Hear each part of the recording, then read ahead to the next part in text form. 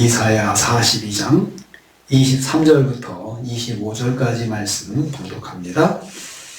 이사야 42장 23절부터 25절 말씀 같이 봉독합니다. 너희 중에 누가 이 일에 귀를 기울이겠느냐? 누가 뒤에 올려를 삼가 듣겠느냐? 야곱이 탈취를 당하게 하신 자가 누구냐? 이스라엘을 약탈자에게 넘기신 자가 누구냐? 여호와가 아니시냐? 우리가 그에게 범죄하였도다. 그들이 그의 길로 다니지 원하지 아니하며 그의 교훈을 순종하지 아니하였도다. 그러므로 여호와께서 맹렬한 진노와 전쟁의 위력을 이스라엘에게 쏟아 부으시매 그 사방에서 불타오르나 깨닫지 못하며 몸이 타나 마음에 두지 아니하는도다. 아멘. 아멘. 오늘 말씀은 선지자가 이스라엘의 파멸과 패망을 초래한 불순종과 우매함에 대해서 책망하는 것을 내용으로 하고 있습니다. 이제 선지자의 말이 다시 등장합니다. 그들은 여호와의 뜻에 따른 경고를 들어야 했습니다. 23절입니다. 누가 이 일에 귀를 기울이겠느냐? 뒤에 올 일을 삼가 듣겠느냐? 이렇게 말씀합니다. 이 말씀은 바로 너희 이스라엘이 귀를 기울여야 했고 삼가 들어야 했다. 너희가 바로 귀를 기울여야 했는데 누가 귀를 기울여야 되겠냐? 누가 삼가 들어야 되겠냐? 바로 너희가 아니냐? 하나님의 말씀이 선포될 때 그렇게 했어야 하는 것입니다. 이 일, 뒤에 올 일, 이 말씀은 22절에서 예언된 바 있는 이스라엘 자손이 이방의 세력에 함락당하고 포로로 끌려갈 일을 말씀하는 겁니다. 선지자가 아무리 심판이 임박했다고 외쳐도 귀를 기울이는 자들이 없었습니다. 귀를 곤두세워 듣지 않았습니다.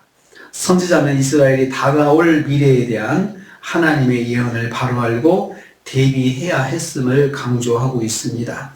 하나님이 그렇게 말씀하셔도 귀를 기울이지 않았는데 너희는 정말 귀 기울여 들었어야 했고 말씀이 선포될 때 그 말씀에 대비를 했어야 해. 이렇게 다시 말씀하고 있습니다.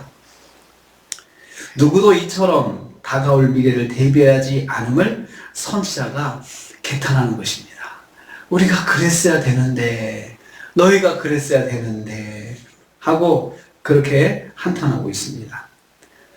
여기서 선지자의 사명은 끝까지 하나님의 마음을 백성에게 전하는 것임을 알 수 있습니다. 듣지 않는데 어떻게 해요? 듣지 않아도 전해야 합니다. 이게 선지자의 사명입니다. 무시하는데 어떻게 해요? 무시해도 전해야 하는 것이 선지자의 사명입니다. 말씀을 전하는 자의 사명, 또 하나님 말씀을 선포하는 자의 사명은 듣지 않아도, 반응이 없어도, 무시해도, 핍박해도 받은 사명을 감당해야 하는 것입니다. 선지자의 모습을 통해서 깨닫게 되는 것입니다. 두 번째로 24절입니다. 모든 심판을 하나님이 주관하심을 깨달아야 했습니다.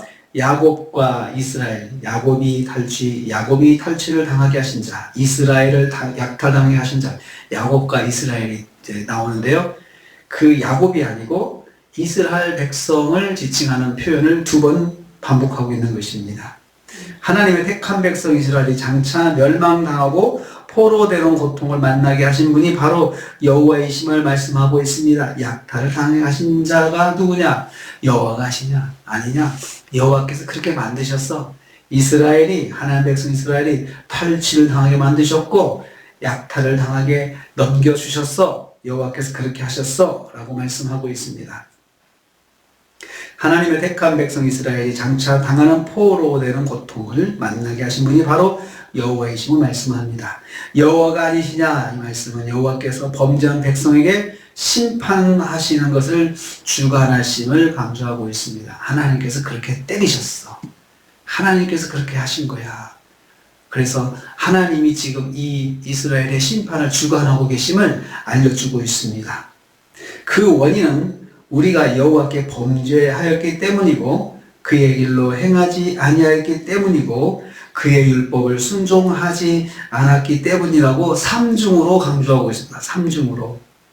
이스라엘은 하나님을 섬김을 통해서 이방인들과 구별된 삶을 살아야 했습니다. 그렇게 율법을 주신 것은 이스라엘 백성, 이방인들에게 특별한 모습을 보이며 살라는 것입니다.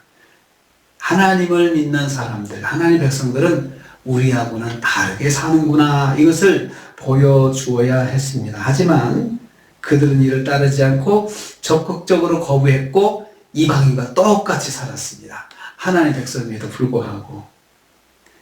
여기서 우리는 깨닫습니다. 하나님의 백성의 심판은 하나님 말씀에 불순종했기 때문이다. 그래서 그들의 심판을 받은 것이다. 3중으로 말씀하고 있습니다. 세 번째 25절입니다. 혹독한 징계와 심판은 이스라엘의 범죄의 결과입니다. 이것을 말씀합니다. 다시 한번 결론적으로 강조하고 있습니다. 여호와께서 쏟아 부으실 것이다, 이렇게 표현했습니다. 이 말씀은 불순종한 이스라엘 향한 여호와의 분노가 얼마나 맹렬한 것인지를 강조합니다. 쏟아 부으신다 했습니다. 그냥 때리신다가 아니고 쏟아 부으신다.